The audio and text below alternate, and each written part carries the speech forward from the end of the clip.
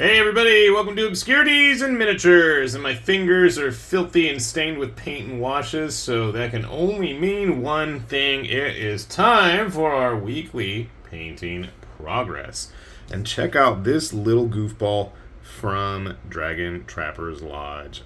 I love it. I think it's like a frost spirit or ice spirit or some kind of naturey type dude from when they did a whole ice Arctic tundra release with like modular saber-tooth dudes and like the big orca guy. I think I showed you guys before. He's right here actually. Plonk. You can see there's a little bit difference in the scale there with this guy. But yeah, he is a funny little model. They made a whole bunch of interesting stuff with this release.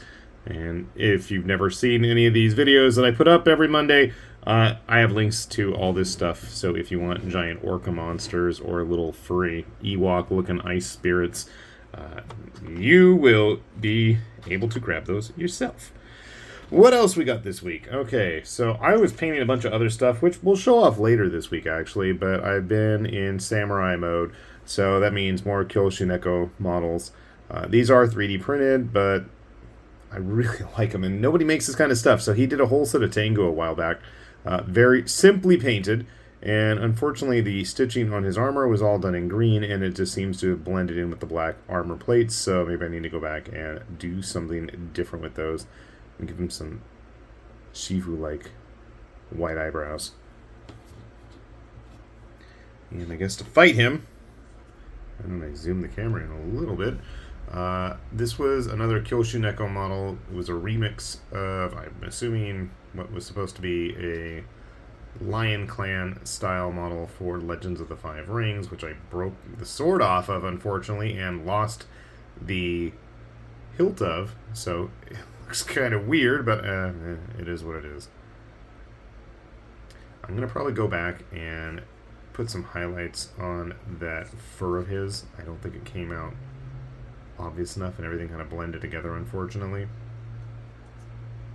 I did some Lion Clan guys from the Privateer mini crate.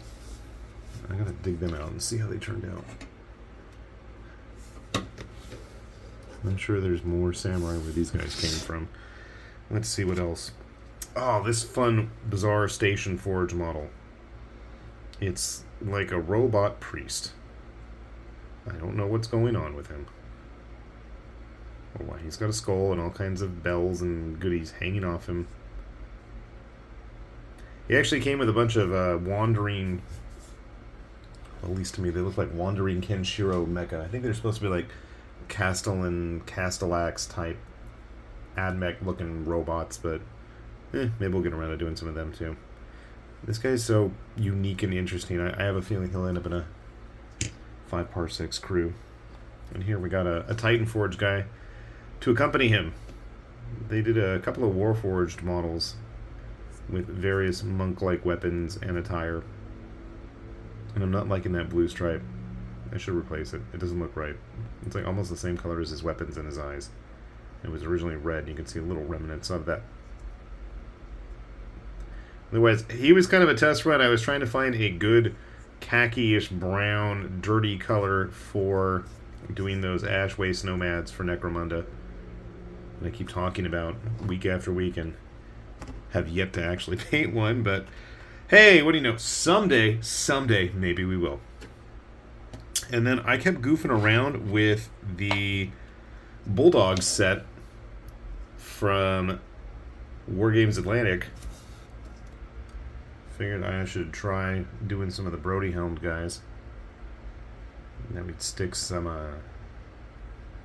more traditional colors. But you know what? Now it just looks like an old Cadian, or whatever the old Imperial Guard plastic kit is. And I'm like, huh, that's not bad. I mean, that is one intended use for it. So I made a squad of nothing but like special weapon dudes with gas masks. And I mean, obviously, it's not the greatest paint job. I mean, I know it's super zoomed in too, and there's much better painters out there than me. But I just find it kind of cool. You know, same kit, completely different look. Right? That's fun. I should have a video on these guys soon-ish. I'm going to check those out. Like I said, and I forgot to paint the barrels. Whoops. It's okay, I'm going to go back. I want to highlight and touch up some of the webbing on them also. Make it a little bit more bright. And I guess this is like the sergeant whose eyes seem to have lost their pupils. I want to fix that, or at least the white parts of his eyes. Oh boy, and you are super glossy on your back end, my friend. We're going to have to fix that. Thought these would make little cool commando guys. They are kind of little too. It's funny, we were looking, had Sparkle Trout over here, my brother, and these guys are almost the same size as some of the 3D printed dwarves we've got. Of course, some of the dwarves we have are non-printed, are probably just as big. Anyway, this guy totally reminds me of like the old Britain's plastic Green Beret SAS commando guys. So, I liked that.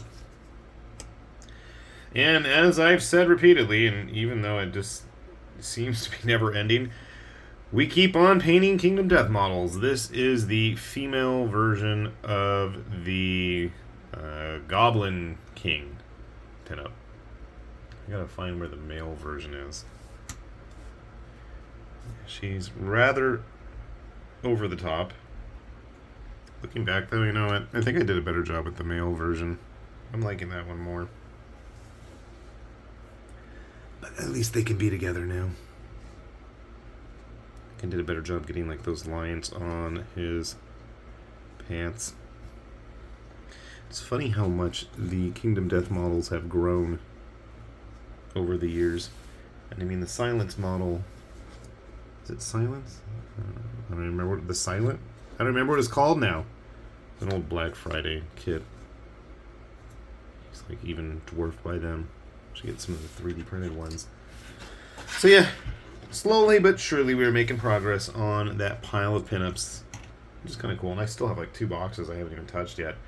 But the big piece de resistance today is this big ol' sucker that Mr. Sparkle Trout I was going to say printed. No, I printed. He painted.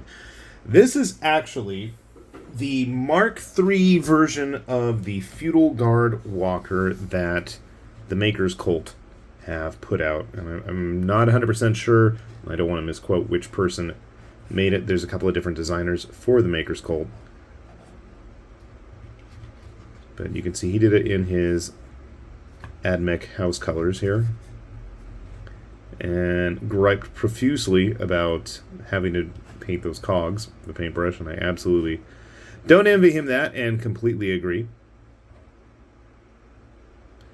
And so you can see all the fun styrations from my poor printing skills.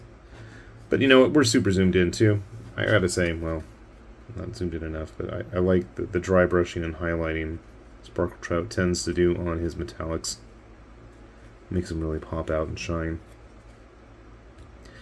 This is a really cool kit too, because while you have a basic frame of a walker, I mean, you could use this, you know, technically the originals were way more Sentinel-like, but they slowly evolved into more Armiger style until they were just, you could use this as just about anything.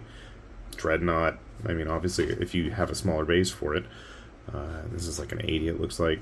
Use it as a Dreadnought, Sentinel, Armiger, like I said. There's lots of different uses, lots of different options. And then what was really neat was there's a whole bunch of different head types, and then the variety of armor bits. Most of these armor plates on this are actually totally separate and totally variable as to what you put on there. So I thought that was really cool. They have like a very flourished filigreed version. There's much more stripped down ones. I think this is like the more modern one, I think, with the rivets. I don't remember. And then there's tons of weapon options as well. So, and obviously the feet can be posed in whatever kind of position you want. If you want to go dual chain swords, that's an option too. I think definitely some of the more fun kits out there when it comes to modular optional bits for 3D printing. And I mean, Maker's Cult always give you a lot of bang for your buck too. Them, that evil one, Atlan Forge, all good sources of modular, interesting 40k grimdark inspired kits that just kind of keep getting a life of their own. So, nice little haul. There's actually more, but you'll have to watch later in the week because we actually got to help out painting some stuff for some upcoming Kickstarters that should be starting. No, not Kickstarters, but crowdfunding stuff. Well, Kickstarters too, now that I think about it. So yeah, we got more stuff, but we wanted to save those for later. So if you haven't seen them, keep an eye on this channel because we constantly post new stuff. And like I said, we have links to all these figures and files down below if you are interested in going off and doing a far better version than anything I have shown off today. So yeah, kudos to you then. Hopefully everybody out there is enjoying themselves and doing well. I have been absolutely swamped with the first week of school in the blazing hot 100+ degree weather in Southern California, but we're off to a good start. So hopefully I will be able to print and paint a whole lot more. It's been too stinking hot to print anything, and with my family in from Japan, keeping them busy and visiting with them has sucked up a lot of time, but that's good quality, enjoyable time too. So hopefully, fingers crossed, we will have something interesting to show next week as well. No promises, no guarantees, but we'll do our best. So, with that said, this has been High Lord Tamberlane with Obscurities and Miniatures saying thanks for watching, and we will see you back here soon. Bye-bye.